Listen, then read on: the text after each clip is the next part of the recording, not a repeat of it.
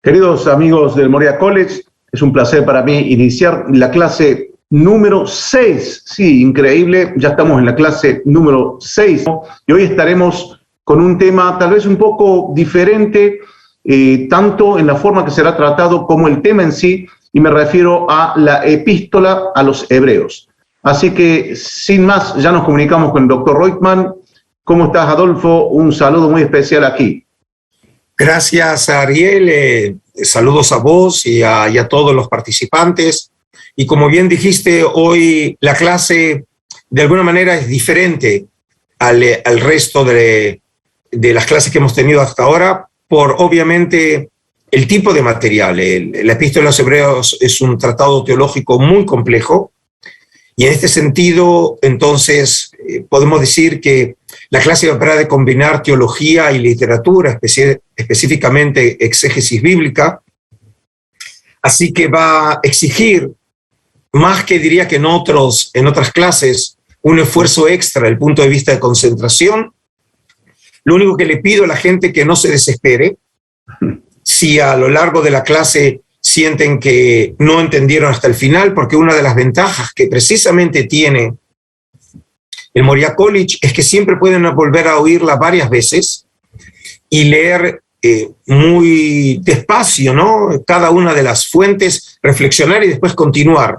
Obviamente que a lo largo de la clase yo tengo que hacerlo, como decimos, de un tirón, pero en este caso realmente lo van a tener que hacer. Así que con tu permiso voy a compartir la clase. Entonces, como bien lo anunció Ariel, la clase de hoy, la número 6, habrá de tratar el tema de la epístola a los hebreos y los rollos de Qumran. Comencemos. Como un producto literario e intelectual de la segunda generación de los seguidores de Jesús, la clase pasada estudiamos el Evangelio de Juan a la luz de los rollos del Mar Muerto. El resultado alcanzado fue que esa composición del cristianismo antiguo muestra claras evidencias de una influencia esenia, especialmente puesta de manifiesto en la noción de dualismo cósmico y el uso de la terminología técnica presentes en ella. Siguiendo esta misma línea de trabajo, la presente clase explorará una de las obras más apasionantes, complejas y desafiantes de la colección neotestamentaria, la Epístola a los Hebreos. Introducción. La Epístola a los Hebreos, una información básica. La Epístola a los Hebreos es una composición excepcional en el marco del Nuevo Testamento. Esta obra habría sido compuesta probablemente entre los años 60 y 90 de nuestra era, según se deduce del hecho de que la primera epístola de Clemente, compuesta en el año 96, que es una de las obras de los padres apostólicos, tendría conocimiento ya de hebreos. Por ejemplo, según suponemos 1 Clemente 36, versículos 1 a 5, aludiría a Hebreos 1, 3, 5, 7 y 13. A pesar de ser atribuida tradicionalmente a Pablo, especialmente por las iglesias del Oriente, el autor sería anónimo, perteneciente a la segunda o tercera generación cristiana, familiarizado con la comunidad de Roma, según podemos concluir del capítulo 13-24, quizás esenios, pagano-cristianos o judeo-cristianos.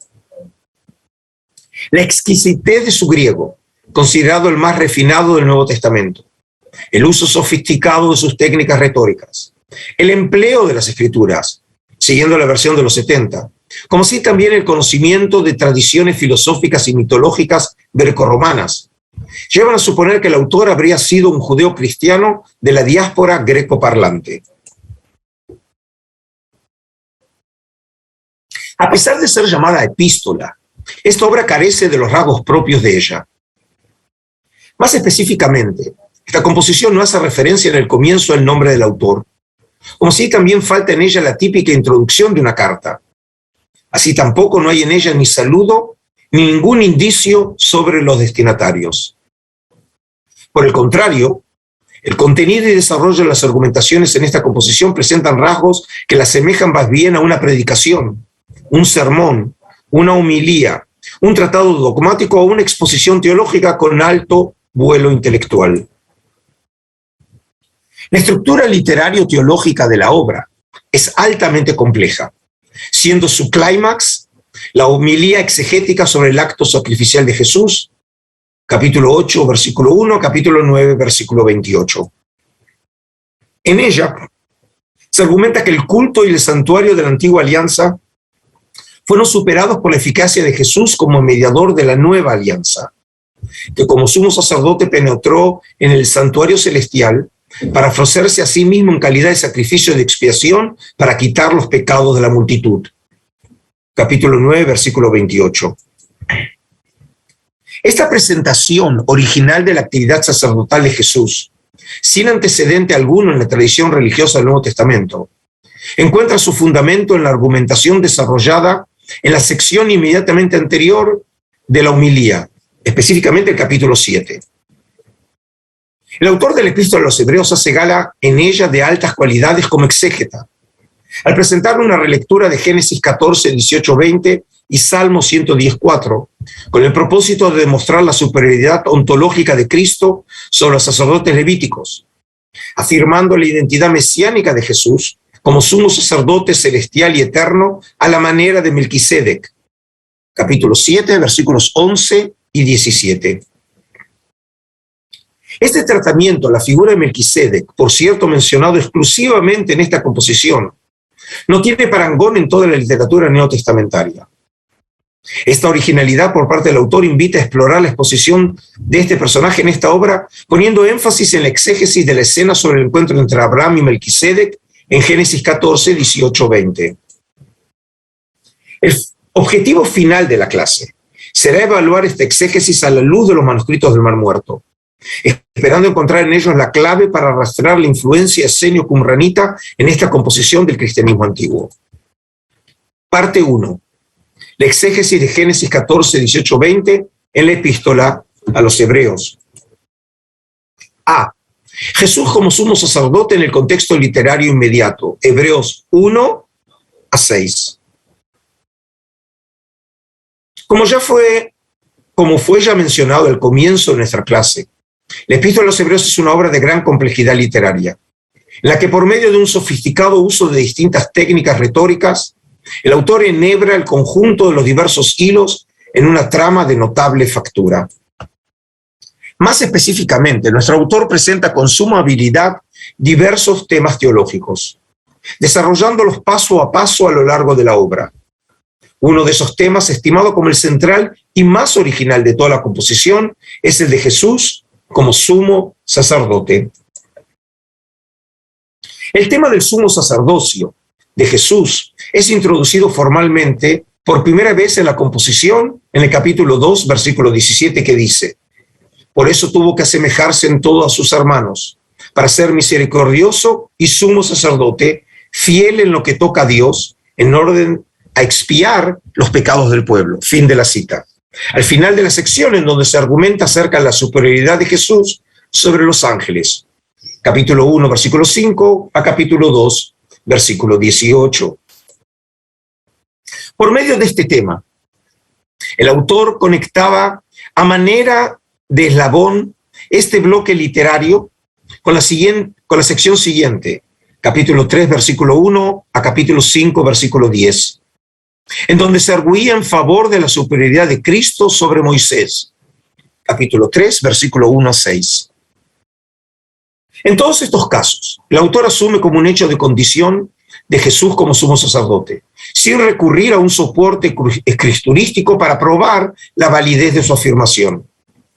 Sin embargo, tomando en cuenta el hecho de que esta declaración acerca de la identidad sacerdotal de Jesús era exclusiva de la epístola de los Hebreos, sin parangón en toda la literatura neotestamentaria, el autor debía finalmente fundamentar su afirmación. De no hacerlo, su argumentación perdería valor desde un punto de vista retórico. Esto explica el hecho de que un poco más adelante, luego de su exposición sobre la entrada de los cristianos en el descanso de Dios, capítulo 3, 12 a 4, 13, nuestro autor se haya abocado de lleno a un tratamiento más sistemático del tema, comparando a Jesús con Aarón, capítulo 4, 14 a 5, 10, recurriendo para ello a un soporte escriturístico. De igual modo, tampoco Cristo se apropió la gloria del sumo sacerdocio, sino que la tuvo de quien le dijo Hijo mío eres tú, yo te he engendrado hoy. Salmos 2:7. Como también dice en otro lugar, tú eres sacerdote para siempre a semejanza de Melquisedec. Salmos 110:4. El cual, habiendo ofrecido en los días de su vida mortal ruegos y súplicas con poderoso clamor y lágrimas, y aquí en la nota quizás una referencia a los gritos y lágrimas de Getsemaní o a los de la cruz, vuelvo a la cita, al que podía salvarle de la muerte, fue escuchado por su actitud reverente. Y aún siendo hijo, con lo que padeció, experimentó la obediencia. Y llegado a la perfección, se convirtió en causa de salvación eterna para todos los que lo obedecen, proclamado por Dios, sumo sacerdote, a semejanza de Melquisedec. Capítulo 5, versículos 5 a 10. Pasando a analizar de una manera más detallada el uso de las escrituras en esta perícopa, con el fin de fundamentar su argumentación, se puede ver con claridad que el autor de Hebreos exhibió aquí su enorme capacidad de innovación. Al combinar en este pasaje un texto cristiano clásico como Salmos 2:7, por ejemplo, vemos su uso en Hechos 13:33, con Salmos 110:4, nunca mencionado antes en ninguna fuente cristiana anterior a Hebreos.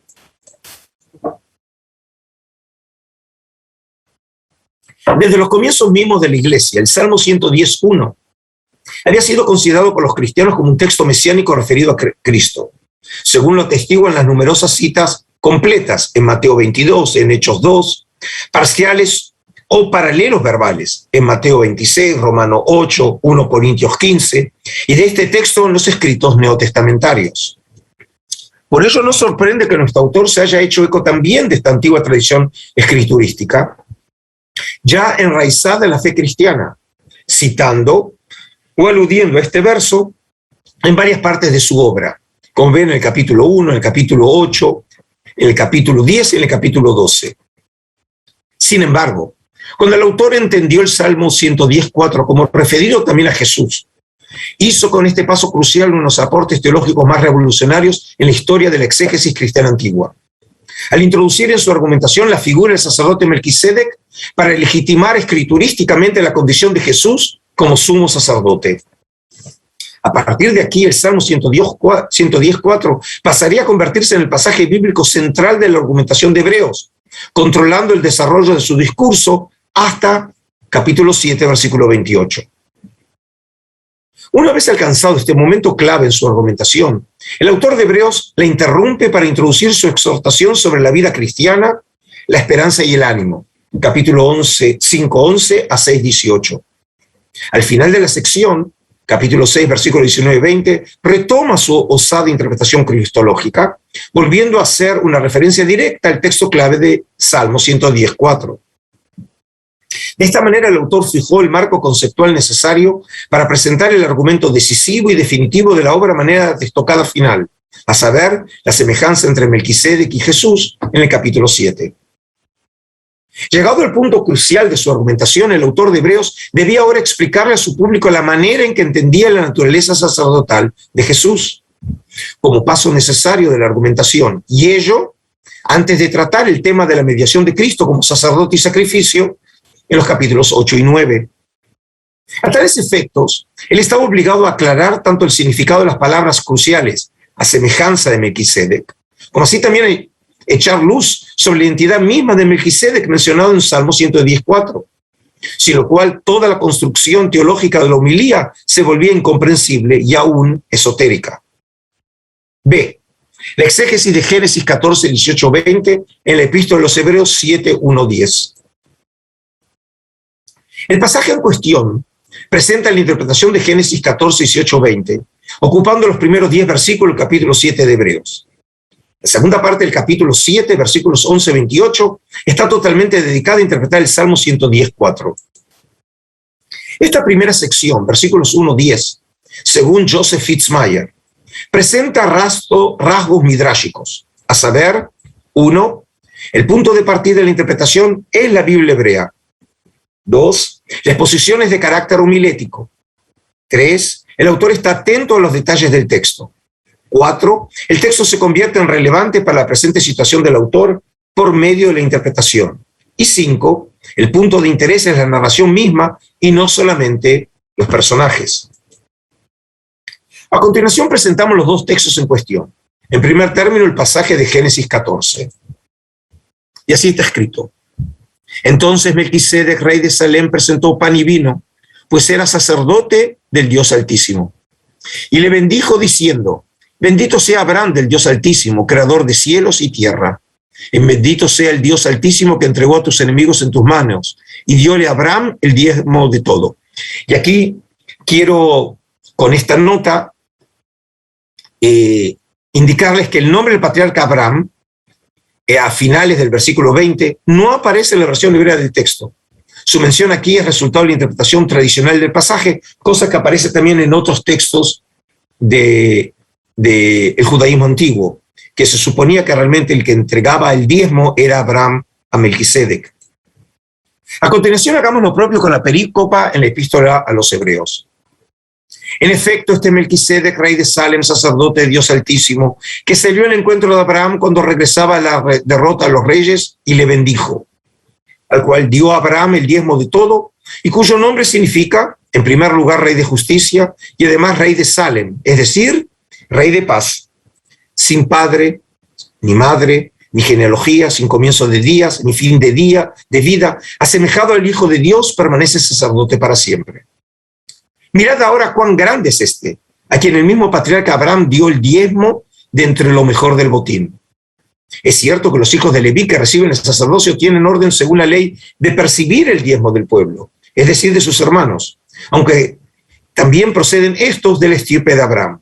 Mas aquel, sin pertenecer a su genealogía, recibió el diezmo de Abraham y bendijo al que tenía las promesas. Pues bien, es incuestionable que el inferior recibe la bendición del superior.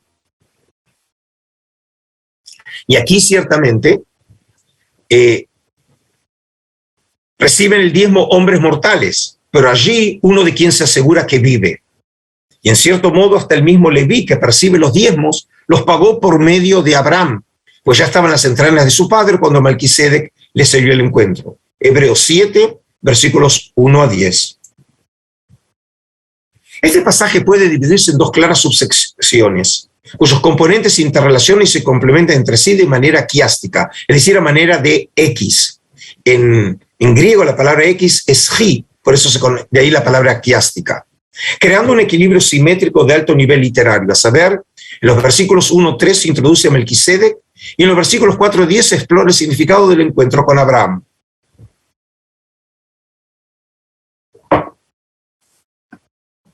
Y fíjense, aquí les muestro la comparación. De versículos 1 a 3, el orden de los temas es el encuentro, versículos 1a, B, la bendición, versículos 1b, C, el diezmo, versículos 2. Y entre los versículos 4 y 10, el orden es inverso precisamente a manera de X. A, el encuentro, versículo 10, B, la bendición, versículo 6, y C, el diezmo, versículo 4. A los propósitos de nuestra clase, nosotros nos centraremos exclusivamente en la primera parte de esta sección literaria, versículos 1-3, en donde se hace referencia a Melquisedec. El Midrash en Hebreos comienza con un rápido resumen del texto de Génesis 14, 18, 20. En general, puede decirse que en esta presentación el autor se mantuvo fiel al contenido y orden de la formación en Génesis, sin introducir elementos de carácter extrabíblico. A pesar de ello, una comparación entre ambas versiones revela algunas notables diferencias, entre ellas, 1. En la versión bíblica no fue Melquisedec quien le salió al encuentro de Abraham, sino que esta acción fue ejecutada por el rey de Sodoma, Génesis 14, 17b. 2. Las palabras cuando regresaba de la derrota de los reyes no aparecen en la versión bíblica original para explicar la llegada de Melquisedec, sino son una versión abreviada de lo expuesto en Génesis para explicar la ocasión de la salida del rey de Sodoma para encontrarse con Abraham. Génesis 14, 17a. 3. A diferencia de la versión bíblica, aquí no hay alusión alguna a la presentación de pan y vino por parte de Melquisedec. Y finalmente, 4. El autor de Hebreos hizo expresa la entrega del diezmo a Melquisedec por parte de Abraham, evitando la ambigüedad del texto hebreo y de los 70, es decir, la traducción de la Septuaginta en el versículo 2a. Luego de resumir en los versículos 1 a 2a los puntos más destacados del relato bíblico de Génesis 14, 18, 20, El autor de Hebreos pasa a presentar su exégesis de este pasaje afirmando lo siguiente: y cuyo nombre significa en primer lugar Rey de Justicia, y además Rey de Salem, es decir, Rey de Paz, sin padre, ni madre, ni genealogía, sin comienzo de días ni fin de vida, pero semejado al Hijo de Dios, permanece sacerdote para siempre. 2b a 3. En este pasaje crucial de su exégesis, nuestro autor enfatiza dos aspectos específicos concernientes a Melquisedec. Siguiendo el orden de presentación de este personaje, en primer lugar hace hincapié en los versículos 2b-c, en el significado de su nombre y en su título como soberano, afirmando que el nombre de Melquisedec significaba Rey de Justicia y que Rey de Salem equivalía al sentido de Rey de Paz. Aquí el autor no hace gala de mucha originalidad al recurrir para la interpretación de los nombres Melquisedec y Salem a las etimologías populares ya existentes en el acervo exegético de su tiempo, como lo podemos ver en Filón de Alejandría y Josefo. Luego de exponer su condición real, el autor pasa ahora en el versículo 3 a reflexionar sobre la condición de Melquisedec como sacerdote del Dios Altísimo, caracterizándolo en los siguientes términos. En el versículo 3a, 1 sin padre, 2 ni madre, 3 ni genealogía. Versículo 3b, 4 sin comienzo de días ni fin de vida. Versículo 3c, 5 asemejado al Hijo de Dios. Y versículo 3d, 6 permanece sacerdote para siempre. Este texto clave en la argumentación de Hebreos ha resultado un verdadero crux interpretum, en latín un pasaje de difícil interpretación, en la historia de la investigación, llevando a los estudiosos a adoptar distintas estrategias para su interpretación. Una línea exegética muy popular entre los biblistas desde comienzos del siglo XX afirma que el versículo 3 refleja la especulación del autor sobre la repentina aparición y desaparición de Melquisedec en Génesis, en donde no se dan detalles sobre sus ancestros y genealogía. Siguiendo el principio judío universal de exégesis, lo que no está en la Torá, no está en el mundo. Sin embargo, F.L. Horton creía que esta exégesis no agotaba el sentido profundo del capítulo 7, versículo 3. A su entender, el silencio de Génesis sobre los lazos familiares de Melquisedec habría sido solo la base para fundamentar la falta de genealogía sacerdotal levítica del rey sacerdote, como era el caso de Jesús en su calidad de sumo sacerdote, quien pertenecía a otra tribu de la cual nadie sirvió al altar. Obviamente, el autor de epístola sabía perfectamente, como lo aceptaba todo el cristianismo antiguo, que Jesús era descendiente de la casa de David y por lo tanto no podía afirmarse que fuera sacerdote descendiente de la casa de Aarón. Y de esta manera entonces, al atribuirlo que era según la estirpe de Melquisedec o la orden de Melquisedec, precisamente era una manera de justificar esa genealogía no levítica, como en el caso también de Melquisedec. De esta manera, a juicio de Horton, el autor de Hebreos habría distinguido conscientemente entre Melquisedec, un antitipo humano e histórico, y Jesús, el tipo celestial y eterno. Cualquier otra posibilidad interpretativa sería inimaginable e inaceptable. Con estas críticas, Horton quiso cuestionar la opinión adoptada por un número creciente de estudiosos, quienes desde la publicación por Van der Voorde en el año 1965 de la edición preliminar del 11Q Melquisedec, también catalogado como el 11Q13, habían sugerido que el Melquisedec mencionado en este fragmento tan mal preservado de Qumran habría sido la fuente de inspiración para el autor de Hebreos.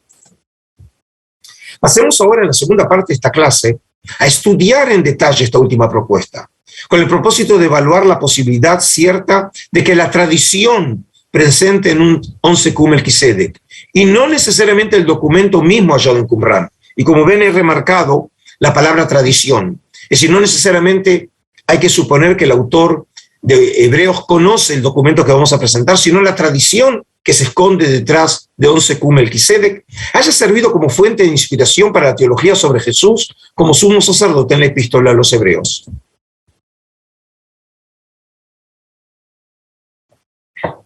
Parte 2, 11Q Melquisedec o 11Q13. A. Descripción física y datación. El rollo del Mar Muerto, llamado 11Q Melquisedec o 11Q13, Fue hallado entre los manuscritos de la cueva número 11, próxima a Qumran, en el año 1956 y publicado por Van der Voorde en el año 1965 bajo los auspicios de la Academia Real Holandesa de Ciencias. Como ven, la cueva número 11 es, junto a la cueva número 3, las más norteñas de Qumran. Debido a su estado físico de deterioro, la lectura de este documento ha sido muy dificultosa, mereciendo por ello desde entonces numerosas correcciones y restauraciones en publicaciones posteriores. El presente documento, escrito en cuero de animal, consiste de numerosos fragmentos, entre 10 a 15 piezas, y no existe un total acuerdo entre los investigadores en cuanto a la manera de contar y configurar los mismos. El consenso general actual es que se han podido reconstruir las porciones de 3 columnas sucesivas, siendo la columna 2 la mejor preservada, a pesar de presentar esta última varios espacios en blanco e incluir numerosos fragmentos. Y aquí les muestro todo el documento de la publicación oficial de DJD, DJD, Discoveries in the Judean Desert, en donde ustedes ven, les señalé aquí la columna número 2, que es la más completa y por lo menos tiene secciones continuas que son realmente legibles. A pesar de ello, se han podido recuperar 25 líneas de esta columna. Probablemente contaba originalmente con 27 líneas, pero ninguna de ellas completa, solamente las palabras del comienzo de la columna se han preservado, obligando por ello a elaborar distintas propuestas para la restauración del texto original, cosa que entonces les muestra claramente cuán dificultosa es la investigación de los rollos, precisamente por el estado de preservación de textos tan fragmentados que obligan necesariamente a los investigadores a reconstruir los textos. El carácter, la extensión y la posición de las columnas en el documento original se desconocen, pero de acuerdo con el contenido del documento, todo llevaría a pensar que las columnas preservadas habrían estado ubicadas al final del mismo. El documento está escrito en hebreo, y a partir de su escritura, la datación paleográfica del mismo ha sido evaluada de manera diversa, variando la misma desde la primera mitad del siglo I antes de la era común, la segunda mitad del siglo I antes de la era común y hasta la primera mitad o mediados del siglo I de la era común. A partir de criterios formales, como el uso de ciertas fórmulas de cita e interpretación, la dependencia del libro de Daniel o la supuesta polémica del documento contra la apropiación por parte de los macabeos del título sacerdote del Dios Altísimo en Génesis 14:18, según lo conocemos esto del libro de los macabeos, incluso en la tradición rabínica, se ha concluido que la obra original habría sido compuesta a mediados o finales del siglo II antes de la era común. B. Contenido y género literario.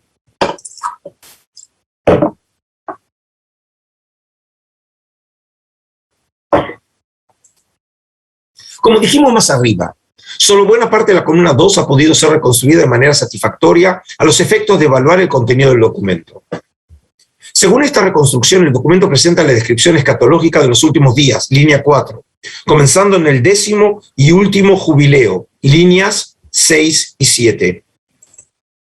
El documento presenta una interpretación escatológica de carácter midrásico de distintos pasajes de las Escrituras, en algunos casos citados verbatim, es decir, en latín de manera literal, y en otros solamente aludidos por algunas frases, siguiendo el estilo de los pesharim temáticos típicos, como es el caso del 4Q florilegio, conocido también como 4Q 174, propio de la literatura sectaria de la comunidad del Mar Muerto. El texto en cuestión, la columna 2, reza de la siguiente manera, según la traducción de Florentino García Martínez. Tú, Dios, y lo que dice, en este año de jubileo volveréis cada uno a la propiedad respectiva. Levíticos 25, versículo 13. Como está escrito, esta es la manera de hacer la remisión. Todo acreedor a remisión de lo que hubiere prestado a su prójimo. No apremiará a su prójimo ni a su hermano cuando se haya proclamado la remisión para Dios. Deuteronomio 15:2. Su interpretación para los últimos días se refiere a los cautivos, de los que dice para proclamar a los cautivos la liberación, Isaías 61:1. Y hará prisioneros a sus rebeldes. y de la heredad de Melquisedec, pues, y ellos son la heredad de Melquisedec, que les hará retornar a ellos. Él proclamará para ellos la liberación para librarlos de la deuda de todas sus iniquidades. Y esto sucederá en la semana primera del jubileo, que sigue a los 9 jubileos. Y el día de las expiaciones es el final del jubileo 10º, en el que se expiará por todos los hijos de Dios y por los hombres del lote de Melquisedec.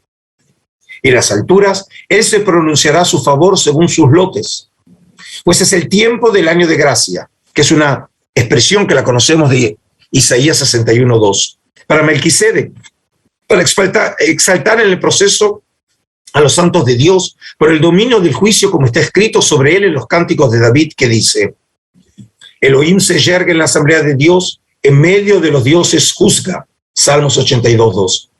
Y sobre él dice: sobre ella retorna a las alturas, Dios juzgará a los pueblos. Salmos 7:8. Y lo que dice: ¿hasta cuándo juzgaréis injustamente y guardaréis consideración a los malvados? Citando Salmos 82:2. Su interpretación concierne a Belial y los espíritus de su lote, que fueron rebeldes todos ellos, apartándose de los mandamientos de Dios para cometer el mal. Pero Melquisedec ejecutará la venganza de los juicios de Dios en ese día, y ellos serán librados de las manos de Belial y de las manos de todos los espíritus de su lote. En su ayuda vendrán todos los dioses de justicia. Él es quien prevalecerá en ese día sobre todos los hijos de Dios, y él presidirá la asamblea esta.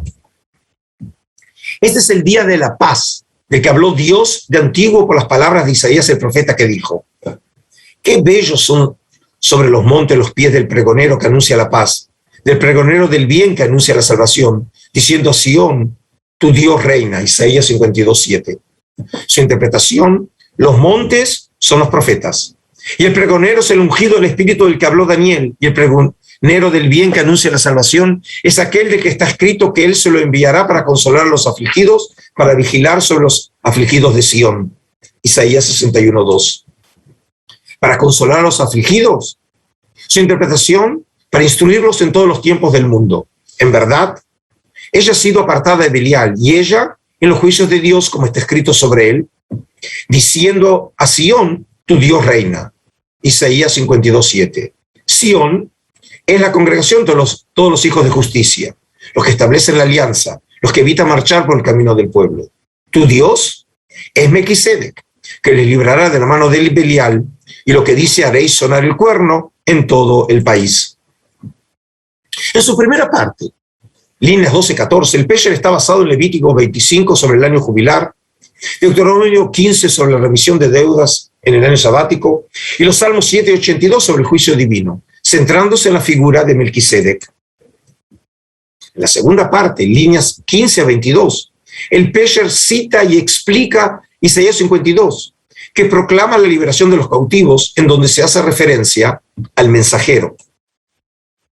El tema central alrededor del cual se articulan todos estos textos es la redención de los hijos de la luz del dominio de Belial y los espíritus de su lote, en total acuerdo con el carácter apocalíptico de la comunidad del Mar Muerto, en la cual habría de tener un papel crucial un personaje llamado Melquisedec. Según García Martínez, tanto la terminología como el contenido de este documento demostrarían que el mismo habría sido producto de la comunidad del Mar Muerto. C. Nombre, carácter y función de Melquisedec.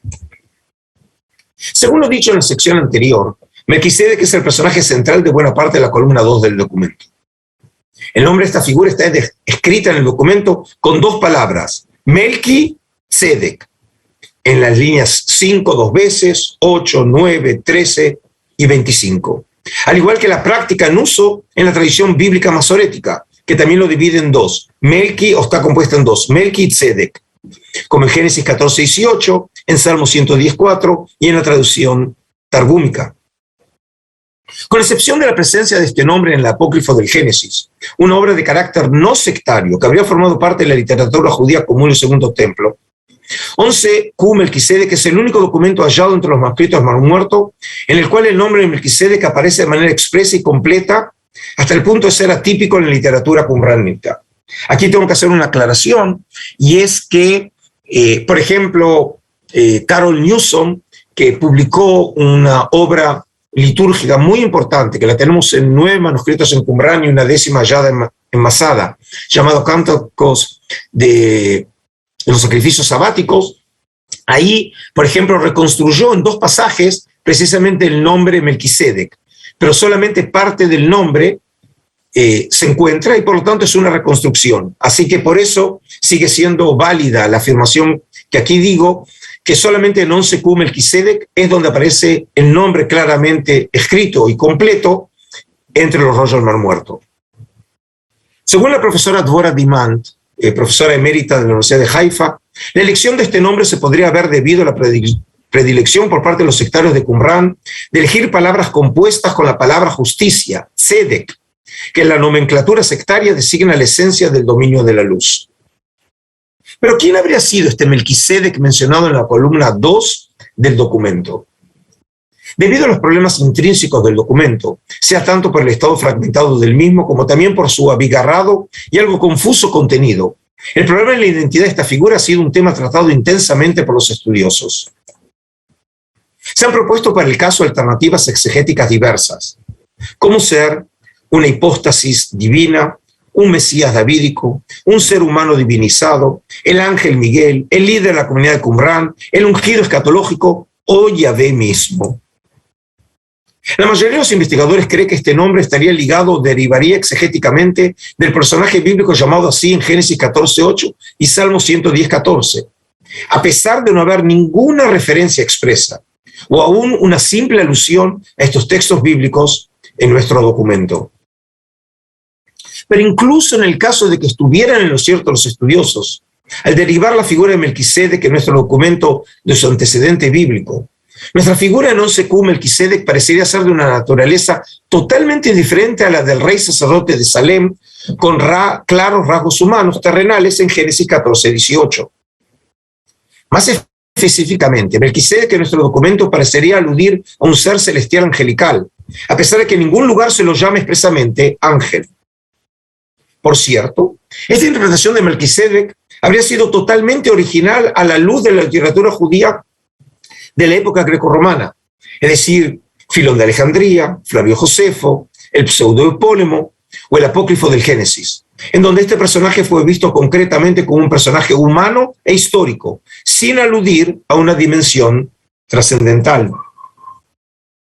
García Martínez resume la cuestión al afirmar: si Melquisedec en 11Q Melquisedec no es ni Dios ni una hipóstasis divina, sí es ciertamente un personaje celeste y excelso. El texto le atribuye el dominio sobre los ejércitos celestes. Él es el jefe de todos los ángeles, los Eilim, así aparece en hebreo, y de todos los hijos de Dios. Además, él es quien conduce la batalla contra Belial, que les recuerdo, ya lo habíamos visto también en otra oportunidad, este es el nombre de Satán en la literatura sectaria de Qumrán, que si recuerdan, cuando hablamos de las cartas de Pablo, vimos que solamente en 2 Corintios capítulo 6 es donde aparece por única vez el nombre Belial como apelación al Satán y los espíritus de su lote, y quien ejecuta la venganza divina contra ellos. Melquisedec es descrito con los mismos rasgos con los que la regla de la comunidad y el documento de Damasco describen al príncipe de la luz y como un doble del arcángel Miguel, tal y como es descrito en la regla de la guerra. El comienzo y el final de la columna 2 tienen como tema central el tema de la liberación. A partir de textos bíblicos que trataban sobre la liberación y la remisión de deudas, como es Levítico 25 y Deuteronomio 15, el autor de nuestro texto presenta a Melquisedec como un libertador de cautivos, refiriéndose a los propios hombres de la comunidad en los últimos días, cuando la salvación esperada ocurriría en el 10º jubileo, líneas 4 y 7. Según estos textos, entonces, Melquisedec cumplirá el rol de un libertador en el final de los tiempos, rescatando a los cautivos, línea 4, referidos probablemente también como la heredad de Melquisedec, línea 5, de su condición pecaminosa, la deuda de todas sus iniquidades, línea 6. Más específicamente, este texto establece que esta acción soteriológica se llevaría a cabo en el final del 10º jubileo, a saber, el día de las expiaciones, líneas 7 y 8.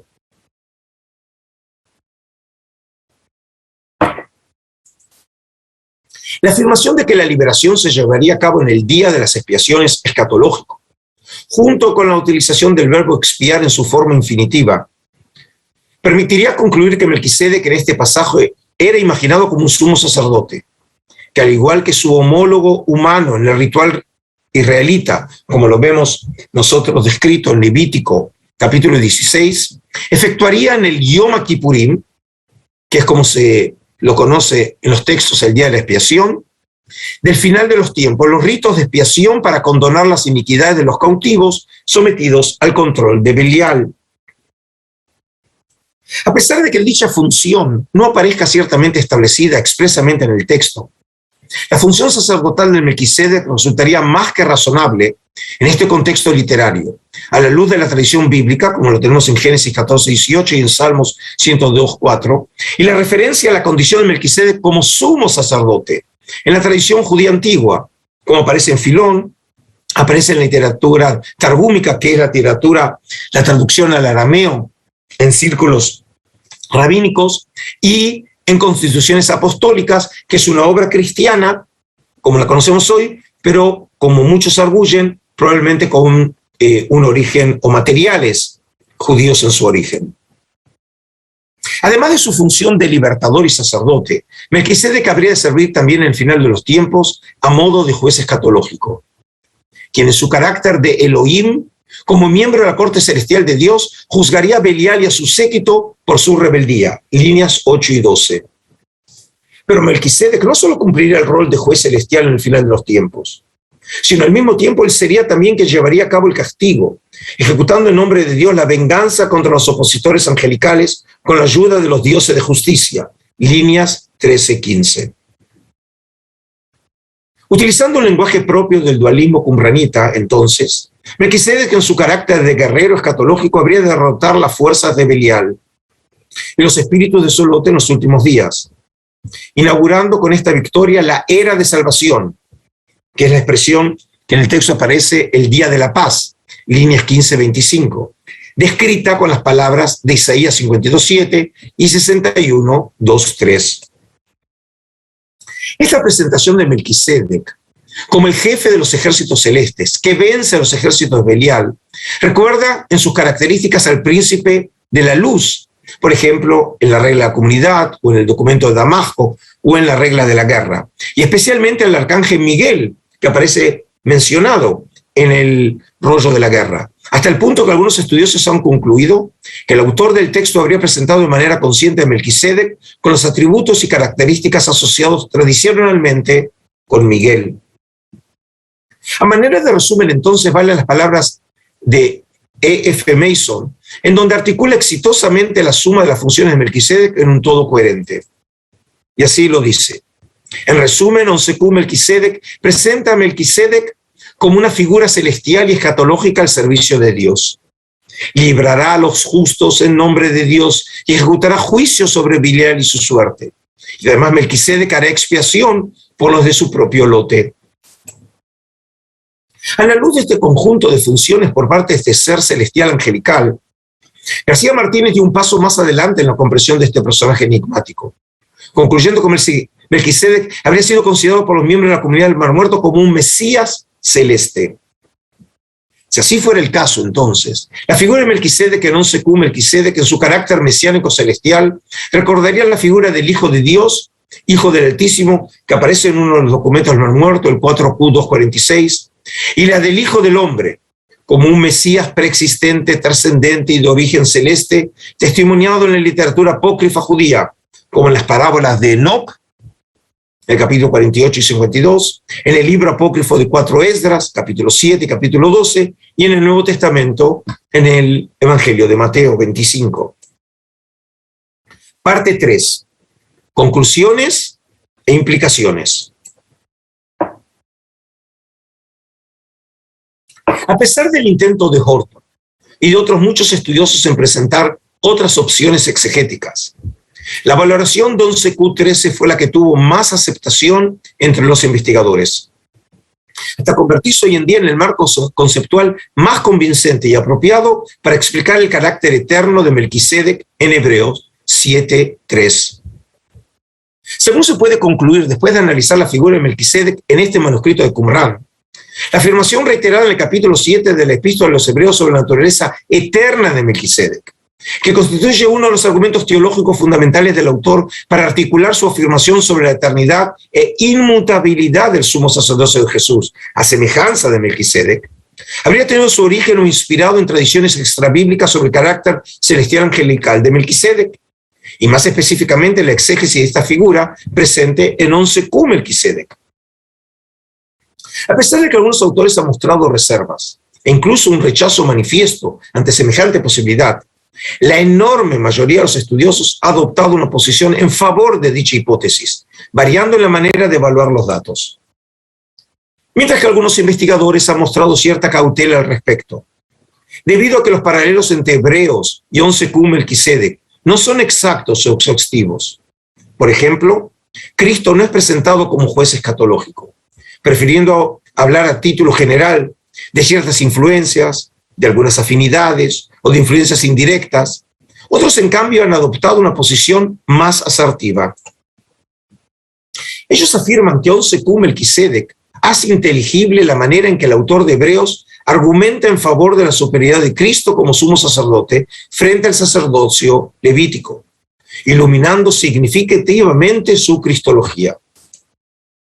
Finalmente, hay investigadores que han adoptado una posición decidida en favor de una dependencia más directa y específica entre Hebreos y las tradiciones sobre Melquisedec en Qumran, hablando de perspectivas compartidas como Mason, de similitudes llamativas como Askim, hasta el punto de afirmar de manera categórica, como es el caso de Longinecker, que, y así lo escribe, sugiero en particular que en 11Q Melquisedec tenemos una clave importante para la comprensión del tratamiento de Melquisedec en la carta. Se refiere a la epístola a los Hebreos. Esta supuesta relación de dependencia entre ambas composiciones llevó incluso a Bodinger a sugerir que el autor de Hebreos conocía la tradición de Qumran, quizás incluso la fuente primitiva de la tradición de Melquisedec. Es decir, en este caso, Bodinger hace un paso todavía mucho más osado, diciendo que probablemente el autor de Hebreos conocía la tradición en Qumran e incluso por ahí sugiere el texto mismo que nosotros hoy tenemos. Con la escasa información en nuestras manos, es imposible afirmar si el autor de Epístola a los Hebreos había conocido de primera mano el documento qumranita mismo, o antes bien la tradición sobre la condición mesiánico-angelical de Melquisedec, que habría inspirado la composición hallada en Qumran. Pero cualquiera fuera la respuesta correcta a esta cuestión, una implicancia significativa parecería derivarse de esta conclusión. 11Q Melquisedec o alguna otra tradición similar en espíritu que hoy en día desconocemos, porque nunca podemos decir que fue precisamente la que aparece aquí. Por ahí había otros documentos que no nos llegaron de Qumran, o incluso en otros grupos que tampoco nos llegaron. Por eso tenemos que ser muy cuidadosos al afirmar que hay una dependencia directa. Elaborada por círculos piadosos judíos de finales de la época grecorromana, podría haber servido de trasfondo o incluso de inspiración directa o indirecta para las especulaciones sobre un Melquisedec eterno, celestial y angelical en la Epístola a los Hebreos. En caso de estar en lo cierto, entonces, el caso de la Epístola a los Hebreos confirmaría la conclusión alcanzada en las últimas clases, a saber, la segunda o tercera generación de seguidores de Jesús se habrían visto influidos por ideas religiosas y terminologías originadas en círculos esenios, las cuales habrían sido utilizadas con el propósito de redefinir, enriquecer y ampliar la evaluación de Jesús como el Cristo Mesías. Es decir, en otras palabras, estos materiales que les llegaron de círculos piadosos e incluso probablemente de círculos esenios, les sirvieron a los cristianos en general, y en este caso al autor de Epístola a los Hebreos, como materiales que les permitían reformular precisamente la condición mesiánica de Cristo. Haya sido debido al conocimiento directo de los materiales esenios, y eso es poco factible. Es decir, no tenemos ninguna manera de afirmar que haya conocido precisamente la obra 11Q Melquisedec, o más probablemente a la integración de antiguos esenios a las nacientes comunidades cristianas, y eso, por ejemplo, lo sugerimos en la clase anterior cuando hablamos del Evangelio de Juan. Es decir, precisamente en esta segunda y tercera generación de cristianos, cuando parecería ser que hay esenios que en algún momento y en algún lugar comienzan a incorporarse a la iglesia, y en ese sentido traen sus tradiciones, y puede ser que ellos hayan traído, más que el texto por ahí, tradiciones orales, en este sentido sobre Melquisedec. Parecería quedar en claro que el esenismo habría sido un factor clave en la conformación de novedosas y originales nociones teológicas que perfeccionarían la teología de la iglesia en las generaciones por venir. Muchas gracias. Pregunta Samuel García Pelayo si podemos ver en la teología cristológica de Hebreos el énfasis de una tipología fundamentada por el autor en el libro de Pentateuco, es decir, en el libro de Levítico, quiso decir. Bueno, nosotros vimos que utiliza un pasaje de Levítico, hablando precisamente de el año jubilar, y es uno de los elementos que utiliza precisamente porque el año jubilar es precisamente el año de, según la Biblia hebrea, de remisión de las deudas. Y en este sentido, desde un punto de vista midrashico, adoptando la técnica del Pesher, que es algo muy propio de la comunidad de Qumran, lo que hizo el autor es interpretar, en este caso, las deudas como la condición de pecaminosa o de esclavitud que tenían los hijos de la luz, de la cual los habría de liberar precisamente Melquisedec, que es su condición de sumo sacerdote, en el Yom Kippurim escatológico. Bien, continuamos con más. Ángel Grabowski pregunta, la idea de la existencia de otros seres eternos, entre comillas, dentro de algunos sectores del judaísmo, ¿violaría el monoteísmo estricto del judaísmo? ¿O es que la idea del eterno sería en realidad la existencia de seres creados de mucha antigüedad? Bueno, por lo pronto, ya la Biblia hebrea supone la existencia de seres angelicales. Como bien sabemos, se habla de figuras como los querubines, como los serafines, como el ángel de Yahvé. Es decir, existen otros seres que el texto, digamos, en ningún momento lo afirma de manera expresa, pero lo entendemos que también son seres creados por Yahvé. Y son seres angelicales, celestiales, que desde el punto de vista de su jerarquía es inferior a la de Yahvé. Y en ese sentido, los judíos de la época del Segundo Templo, incluyendo también los qumranitas, son herederos de esa tradición, sugiriendo que Dios obviamente no está solo en el cielo, sino que también hay una corte celestial compuesta por estos seres angelicales. Bien, pregunta Cristian Canelos, ¿por qué la presentación de Melquisedec como sacerdote de Salem? ¿Cuál es el sentido u origen de la selección de este lugar? Bueno, muchos biblistas consideran que la referencia de Melquisedec como rey sacerdote de Salem sería una referencia a la ciudad de Jerusalén. Por lo menos así también la conocemos en el libro de Salmos. Y en caso de que fuera así, los biblistas, en este caso, se hacen la pregunta, ¿cuál fue la razón por la cual el autor bíblico muestra o hace referencia a un encuentro de Melquisedec con la figura del patriarca Abraham? Obviamente, yo hablo aquí desde el punto de vista de tradición literaria, sin hacer ninguna alusión a que estemos hablando de figuras históricas, porque lo que tengo en última instancia es solamente un texto.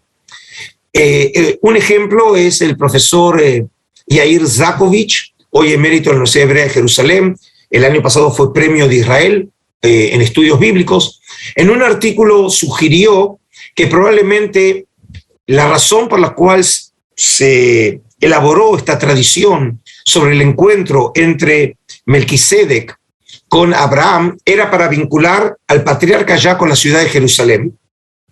Y esto debe haber sido parte de la polémica en el antiguo Israel, en donde había otro patriarca, que en la tradición bíblica es el nieto de Abraham, que es Jacob, que está asociado a Betel. Y Betel era un centro ritual, cúltico, del reino del norte de Israel, mientras que Jerusalén era del reino del sur de Israel. Significa que en realidad lo que trataban es que cada uno de los grupos trataba de encontrar un pedigree muy antiguo de prestigio, asociando el templo en donde se servía con los patriarcas de Israel. Y eso podría explicar el origen de esta tradición desde un punto de vista de la manipulación de las tradiciones con propósitos apologéticos. Bien, seguimos con más. Bueno, Sofía Ponce y otros preguntan si el autor de la epístola a los hebreos tiene la intención de que Jesús y Melquisedec sean la misma persona. ¿Podrías un poco profundizar más sobre la comparación entre ambos? ¿Qué quiso decir? ¿Qué quiso decir? Es realmente... $1 millón. Sí. Sería muy presumido de mi parte poder decir que podemos entender hasta el final lo que quiere Epístola a los Hebreos decir, pero yo diría que lo que él pretende es crear un antecedente a la figura de Jesús. Es decir, en el programa teológico de autor de Epístola a los Hebreos, él se esfuerza en demostrar que Jesús tiene una dimensión sacerdotal. Ahora, hay que entender que el presupuesto de Epístola a los Hebreos, como lo tenían todos los cristianos, era que Jesús era de descendencia davídica, como lo tenemos obviamente en el comienzo de la línea genealógica en Mateo y en Lucas. Y eso no había que probarlo, es decir, ya era una verdad aceptada por todo el cristianismo. Y el texto también lo presupone. La revolución, en este caso exegética, el gran aporte original de Epístola a los Hebreos es tratar ahora de fundamentar el origen de la dimensión sacerdotal de Jesús para presentarlo como sumo sacerdote, para, como dije, para poder entender todo lo que vimos hoy, tienen que seguir leyendo. Es simplemente un paso en esta homilía tan compleja, en donde el clímax literario y teológico son los capítulos 8 y 9, en donde lo quiere presentar a Jesús como el sumo sacerdote que se autoinmola en el templo celestial a fin de condenar de una vez para siempre los pecados de la humanidad. Ahora, y en este sentido, lo que trata de hacer Epístola a los Hebreos es darle sentido a algo que resultaba bochornoso y hasta humillante, que el Mesías, como era afirmado por los cristianos, había sido crucificado y muerto. ¿Qué sentido podía tener esa muerte? La manera de resignificar esa muerte, en vez de verlo como algo humillante, los cristianos precisamente se sentían muy orgullosos precisamente de su fe, en tanto que el Cristo se había autoinmolado, y para eso utilizan una imagen que era muy común en el mundo antiguo, que era la condición del sacrificio, y de ahí viene realmente el concepto de que Jesús es el sacrificio que trae perdón para el pecado. Pero lo que él hace además es que Jesús no solamente es el sacrificio, es también el que sacrifica, es también el sumo sacerdote. Por ejemplo, en el capítulo 9 de Epístola a los Hebreos, claramente compara la ineficacia del día de perdón entre los judíos, que todos los años tienen que repetir esa acción de perdonar los pecados por medio de los sacrificios, a el sacrificio por medio de Jesús, que al ser sumo sacerdote y autoinmolarse, ha traído de una vez para siempre perdón para toda la humanidad. Entonces, dado que esto le es fundamental en su concepción, él tiene ahora que encontrar un argumento que lo pueda realmente soportar. Y dado que Jesús no tiene una estirpe sacerdotal genealógica, porque tiene la estirpe davídica, lo que hacen entonces utilizar como paradigma en donde compara la figura de Jesús es la figura de Melquisedec. Melquisedec sería un prototipo de lo que habría ser la figura de Jesús. Porque ¿qué títulos tiene Melquisedec? Es rey y es sacerdote. Jesús es rey en tanto genealogía davídica y ahora también es sacerdote. Es decir, que en ese sentido Melquisedec anticipa la figura de Jesús. Pero no solamente en cuanto a sus títulos y su función, sino también en lo que tiene que ver con su condición eterna y angelical.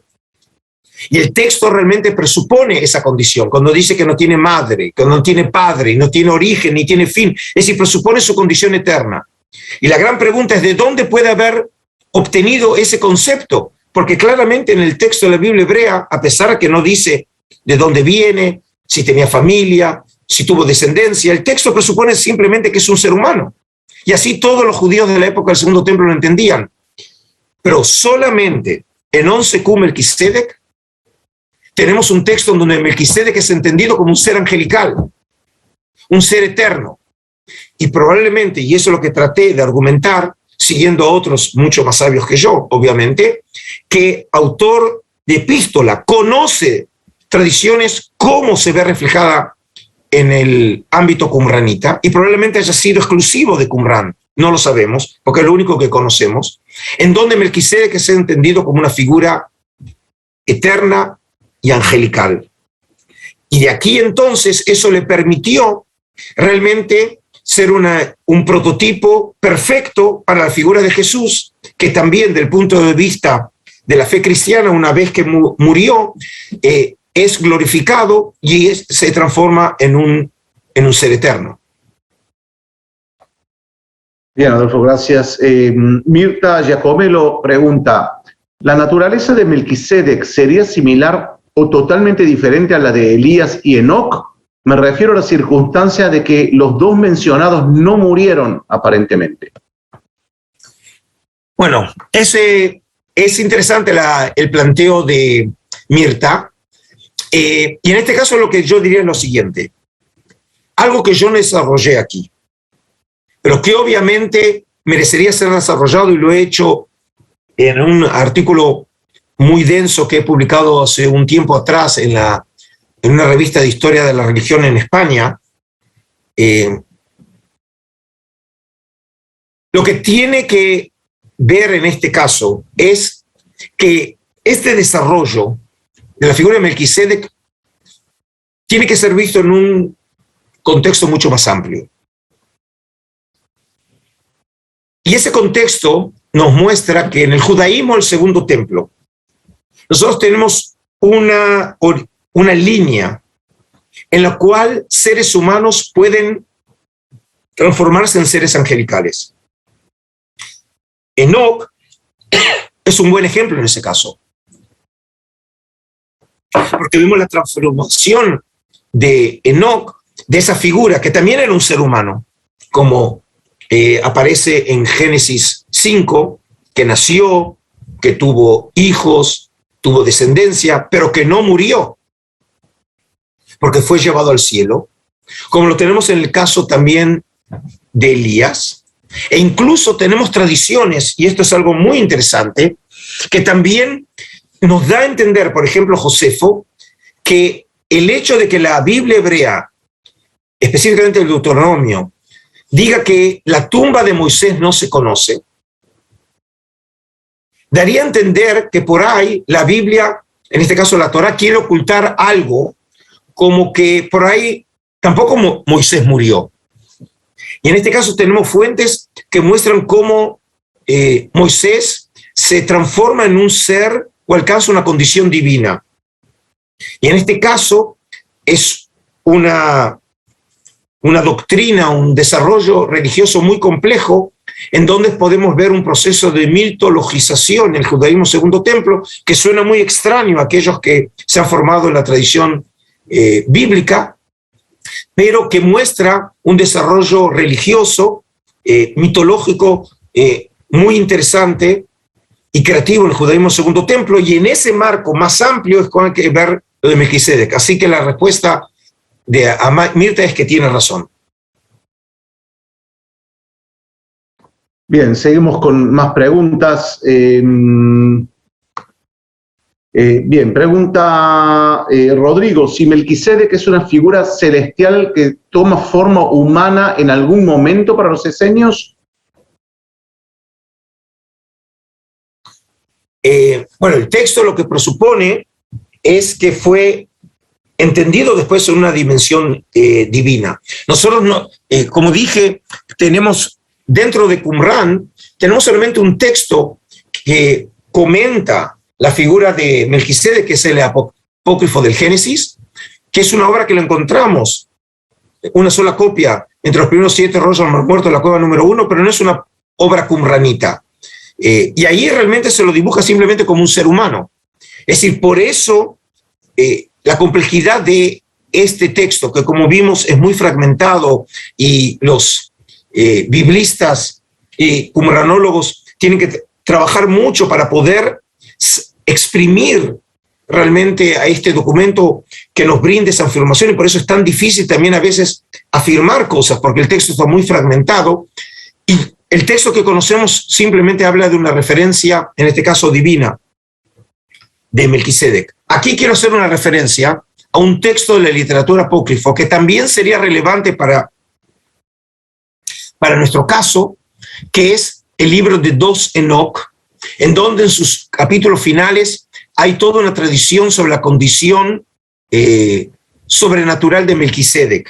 Es decir, que tenemos que ver que lo que aparece en 11Q Melquisedec y lo que aparece en el texto de Epístola de los Hebreos 7, no hay que verlo de manera aislada, sino que hay que verlo en todo un universo de textos que en algunos casos nos han llegado, que muestran cómo se ha revalorizado la figura de Melquisedec en una línea realmente angelical.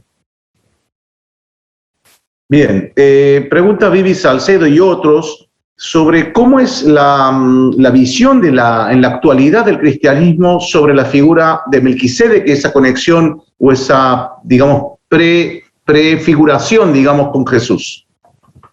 Bueno, en este caso no soy un teólogo cristiano, pero, por ejemplo, los biblistas, incluso también con una clara formación cristiana, sea católica o protestante, hoy obviamente estudian y toman como punto de referencia para entender el significado profundo de Epístola de los Hebreos también el texto de Qumran. Por ejemplo, yo hice la mención a Joseph Fitzmayer, era un jesuita profesor de precisamente de la literatura del Segundo Templo, de estudios bíblicos en la Universidad Católica de Washington. Entonces, obviamente, los católicos o protestantes académicos son sensibles a este tipo de literatura y hoy no la pueden evitar para poder estudiar y aprender el significado de la figura de Melquisedec. ¿Cuáles son las implicancias teológicas para los cristianos modernos? Esta no es mi especialidad y la verdad que no tengo respuesta para esto. Ok. Continuamos con más preguntas. Pregunta Paola si podrías explicar que has mencionado el término esoterismo. ¿A qué te refieres con esoterismo? Bueno, en este caso estoy hablando o hago referencia a ese tipo de conocimiento, el cual solamente muy pocas personas tienen acceso a ello. Por ejemplo, la literatura de Qumran es una literatura de carácter esotérico. Solamente los miembros y miembros plenos de la comunidad tenían acceso a estos escritos. Y por eso, por ejemplo, en caso de nosotros de suponer que esenios son los que habrían transmitido algunas de estas tradiciones sobre Melquisedec, cuando se incorporan a la iglesia y un eco de estas tradiciones le llega de una manera u otra al autor de Epístola a los Hebreos para enriquecer su tratamiento de la figura de Jesús, eran precisamente conocimientos que solamente miembros plenos de la comunidad tenían, y probablemente son ellos los que comunicaron esos conocimientos y le llegaron a los oídos del autor de Epístola a los Hebreos. Bien, pregunta Javier Otero, ¿qué dice el Talmud sobre Melquisedec? Si es que dice. Es interesante, la figura de Melquisedec, en ciertos pasajes talmúdicos, y la rabínica se lo ve como una referencia velada al hijo de Shem, que es el hijo de Noé. Y esto, por ejemplo, es interesante porque ellos se encontraban con un problema: cómo entender el hecho de que Melquisedec sea rey y sacerdote, Cohen. El primer personaje en la Biblia hebrea que se lo llama Cohen es Melquisedec. Y la pregunta es, si realmente la línea de los Coanim, de los sacerdotes legítima, es la de los levitas, ¿cómo entender que haya alguien que sea atribuido a Cohen y no sea la línea de los levitas? Y entonces, por ejemplo, en este caso es cuando precisamente entra el exégesis y dicen, no, Melquisedec en realidad es Shem, bajo otro nombre. Y entonces, en la tradición exegética se considera que el primer sacerdote en la historia de la humanidad había sido Adán, y le había transmitido la tradición sacerdotal a Noé. Noé se la transmitió a Sem, Shem se lo transmitió a Abraham, y en ese sentido, de Abraham, precisamente, finalmente van a nacer los levitas. Y en ese caso, el rabinismo, por medio del exégesis, lo que hace, establece una línea de continuidad sacerdotal, es decir, la línea legítima que va desde el primer hombre, Adán, hasta los levitas de Israel. Bien, antes de terminar, pregunta Freddy si la epístola de los hebreos fue realmente escrita para los hebreos, porque habías mencionado justo al principio que no tiene un carácter de epístola. ¿Y por qué el nombre? No tiene carácter de epístola, pero tampoco sabemos a quiénes se hace referencia cuando él llama y aparece a los hebreos. Por eso yo lo dije al comienzo de la clase. Si acaso, por ejemplo, serían judeocristianos, serían, por ejemplo, cristianos que se habían convertido del paganismo, si acaso eran grupos esenios, ¿sí? Por supuesto, suponiendo que realmente grupos esenios se habían incorporado al cristianismo, en realidad no lo sabemos. No sabemos a quién hace referencia, como tampoco sabemos incluso en dónde la escribe. Hay una referencia a Roma, pero lo que otra vez no sabemos si eso significa que la carta fue escrita en Roma o es dirigida a los de Roma. Pero de todas maneras, podemos sí suponer que estamos frente a uno de los logros literarios teológicos más excelsos y complejos, confieso, del cristianismo antiguo. Bien, ahora sí, última pregunta, último minuto. Cable de último momento. Pregunta Eliana Toro, dice así: tengo una duda, ¿fue Melquisedec quien de alguna manera instaura los sacrificios o fue Abraham? Quedó en esa duda. Bueno, el texto no alude en ningún momento a sacrificios hechos por Melquisedec. La tradición rabínica, como dije, imagina que Melquisedec en realidad es otro nombre para llamar a Shem, y supone entonces que la tradición sacerdotal fue transmitida de Shem a Abraham. Nosotros tenemos sí casos en que Abraham construye un altar y realmente lleva a cabo sacrificios a Yahvé, y en este sentido sería precisamente entendiéndolo gracias a esta línea sacerdotal. Bueno, Adolfo, hemos llegado en serio ahora al final. Quería agradecerte, realmente una clase, como habías dicho al principio, muy compleja.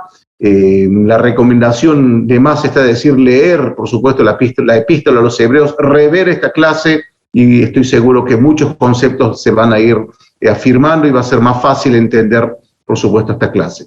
Así que bueno, gracias, Adolfo, y nos veremos la próxima semana. Así será. En la próxima clase habremos de desarrollar otra obra no menos fascinante del Nuevo Testamento, como es el Apocalipsis de Juan. Y finalmente llegaremos a la última clase de este tercer módulo y en realidad de todo el curso que empezó hace 1 año y medio atrás con la trilogía, en donde desarrollaré el concepto del monacato cristiano a la luz del esenismo. Y me parece que va a ser una buena manera de poder finalizar todo este curso. Sin lugar a dudas, Adolfo. Así que bueno, estaremos atentos entonces a la próxima clase. Muchas gracias y gracias a todos que nos acompañaron en esta clase en vivo. Nos veremos la próxima semana. Gracias. Dios y bendiciones desde Israel. Así es. Gracias. Chao, chao.